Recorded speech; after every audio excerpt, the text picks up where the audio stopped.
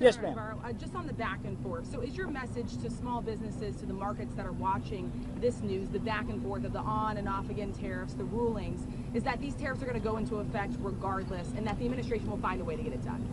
I think that's a fair assessment. And look, I think that one of the other themes that I would ask every one of you when you talk about your stories and write them is this: you cannot simply write about tariffs within the context of just tariffs alone. You have to look at the broader issue of how we're going about policy. I had an op-ed yesterday in The Hill, which I would urge everybody to read and report on, which basically talks about how the Congressional Budget Office, when they scored the bill, came out with an estimate of GDP growth of 1.7%, and they said that we were going to have a nearly $4 trillion addition to the deficit.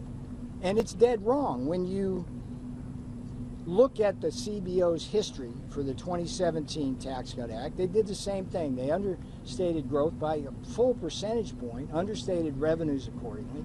When you add those revenues, we expect at least a percentage point of growth more than the CBO projects. That's over $2 trillion. And then when you add the simple tariff revenues from a 10% baseline tariff, that's another more than $2 trillion. And you see a $5 trillion swing into a $2 trillion surplus from that tax bill. So we're going to have that, and within that, for your small business, I kind of got around to that, but now I'm here with small business, full expensing for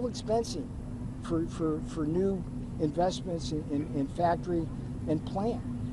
Energy prices, you got to consider that we're down in the low 60s for a barrel of oil now. That's like thousands of dollars more in people's pockets to buy as consumers, and a tremendous benefit to businesses.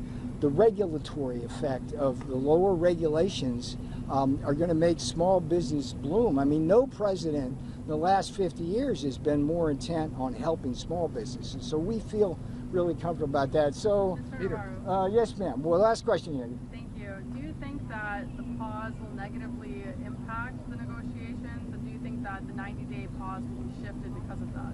The pause will not affect the negotiations in any way. If people out there in the world simply look at the court decision, the court was clear, as I said, that the president has broad authority to impose tariffs. They took issue with the particular statute we use. We think they're dead wrong on that, but they actually pointed us in the direction of other statutes. Look, I appreciate all your...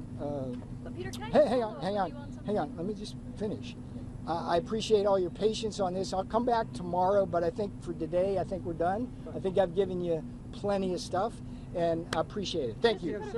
Kevin Hassett says